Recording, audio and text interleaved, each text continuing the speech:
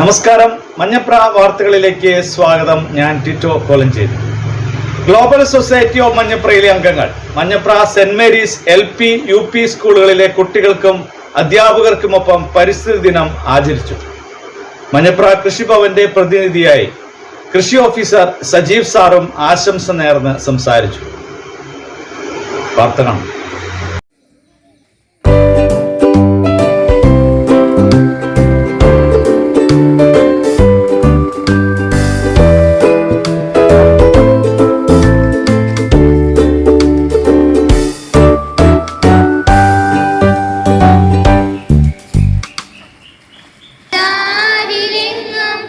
വിളങ്ങട്ടെ ശുദ്ധി സ്ഥിരമായി വളരട്ടെ ഞങ്ങളിൽ ഭക്തി.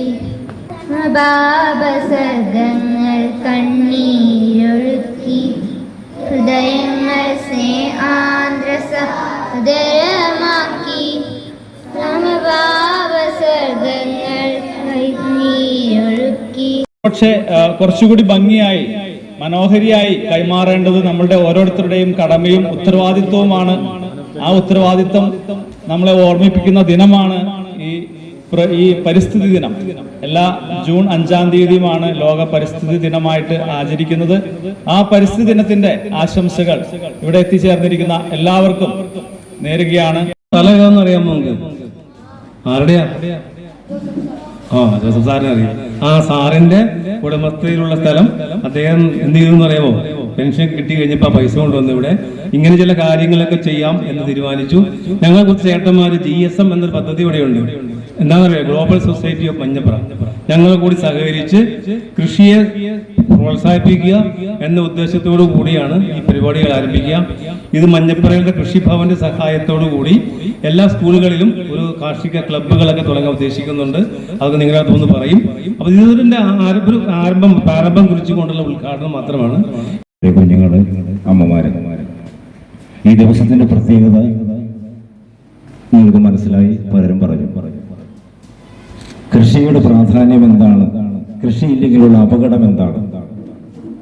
പണ്ട് ഞാനൊരു പ്രസംഗത്തിൽ കേട്ടൊരു വാചകമുണ്ട്: മാർപ്പാപ്പ ഇല്ലെങ്കിലും ജീവിക്കാം, പ്രധാനമന്ത്രി ഇല്ലെങ്കിലും ജീവിക്കാം, കർഷകനില്ലെങ്കിലോ എന്ത് സംഭവിക്കും? എന്താ സംഭവിക്കുന്നത്? ആഹാരമില്ല, പാർപ്പിടമില്ല, വസ്ത്രമില്ല. അപ്പൊ ഇത് സംരക്ഷിക്കേണ്ടത് നമ്മുടെ ബാധ്യതയല്ലേ? അല്ലേ? ദൈവം നമുക്ക് വേണ്ടി മനോഹരമായ ഒരു സ്വർഗം ഇവിടെ പണിതിരിക്കുന്നു. കത്തോലിക്കർക്ക് അറിയാം, നമ്മൾ പ്രാർത്ഥിക്കുമ്പോഴും ദൈവത്തോട് നമ്മൾ പറയുന്നത് നിന്റെ രാജ്യം ഇങ്ങോട്ട് വരാണ്, ഈ സ്വർഗത്തിലേക്ക്.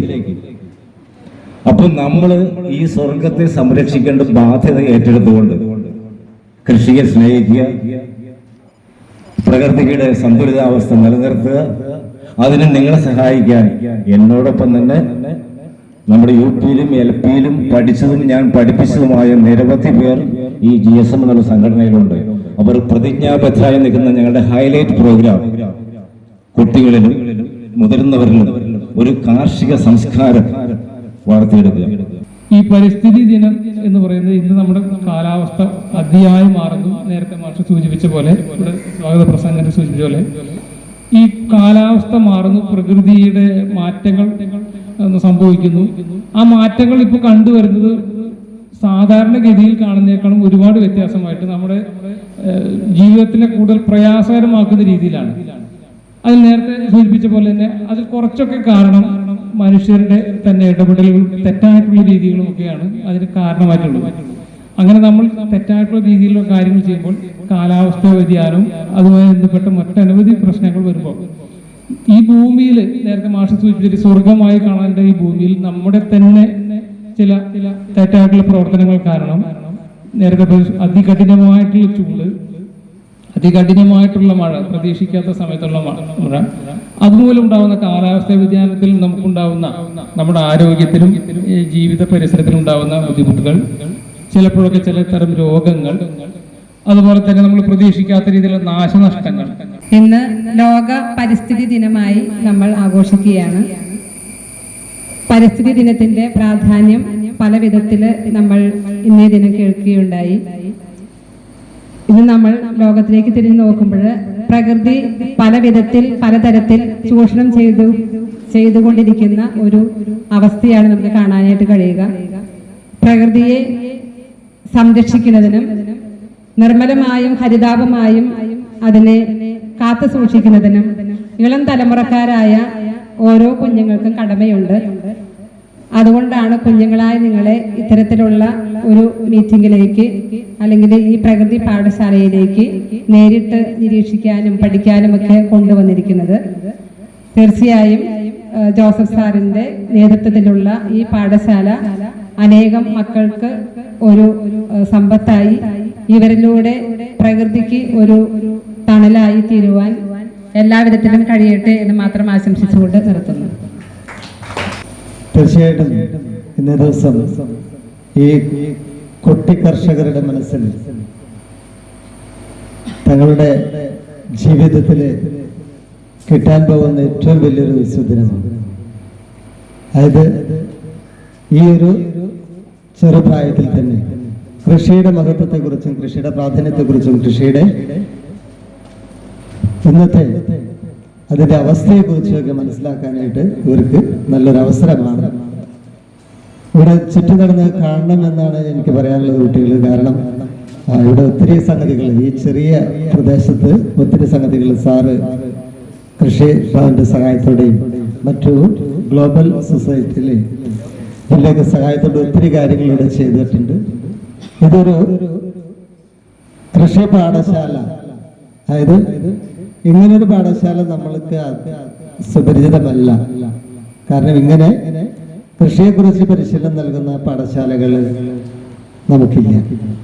അപ്പൊ ഇവിടെ ഈ ഇന്നത്തെ ദിവസം, ഈ പരിസ്ഥിതി ദിനത്തിന്റെ ഈ ദിവസത്തിൽ നമുക്ക് ഇങ്ങനെ ഒരുക്കി തന്ന സാറിനും അതോടൊപ്പം തന്നെ കൃഷി ഓഫീസർക്കും GS അല്ലേ, ഇവർക്കും ഈ സംഘടനയ്ക്കും എല്ലാവിധ ആശംസകളും നേരുന്നു.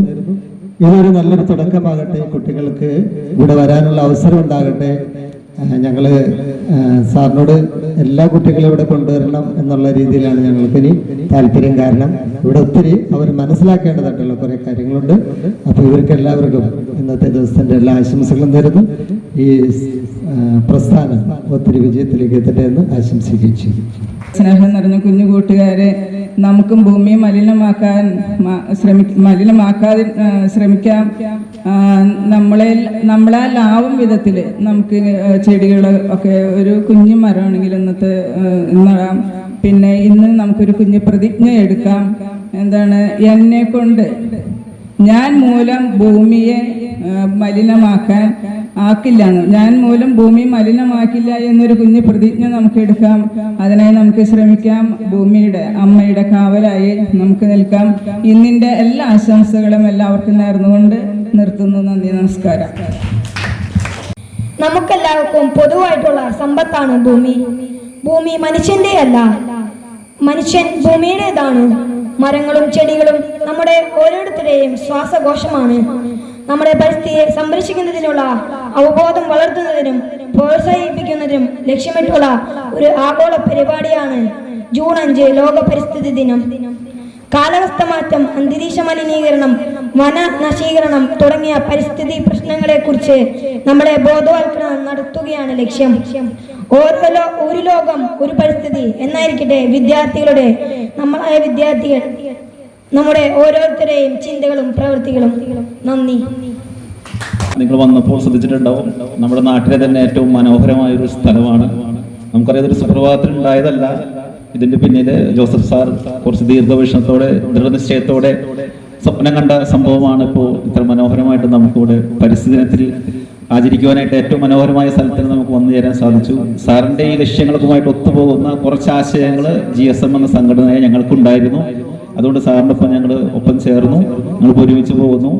ഇന്ന് ഇങ്ങനൊരു സംഭവം ഇവിടെ ഹോസ്റ്റ് ചെയ്യാനായിട്ട് നമുക്ക് അവസരം തന്ന ജോസഫ് സാറിനും ഈ എല്ലാം സംഘടിപ്പിക്കുന്നതിനായി ഒത്തു നിൽക്കുന്ന GSMന്റെ മെമ്പർമാർക്കും, അതുപോലെ തന്നെ ഇന്ന് ഈ ദിവസം ഈ സ്ഥലം നിങ്ങൾ പരിസ്ഥിതി ദിനം ആചരിക്കാനായിട്ട് നിങ്ങൾ തീരുമാനിച്ച സ്കൂൾ മാനേജ്മെന്റിനും മറ്റ് ഒത്തുചേർന്നിട്ടുള്ള ഏറ്റവും പ്രധാനമായി പറയേണ്ടത് നമ്മുടെ കൃഷി വകുപ്പിനെത്തിയിട്ടുള്ള സജീവ് സാറിനും എല്ലാവർക്കും, കുട്ടികൾക്കും മറ്റ് മാതാപിതാക്കൾക്കും എല്ലാവർക്കും ഒറ്റ വാക്കിൽ നന്ദി പറയുന്നു. നന്ദി, നമസ്കാരം.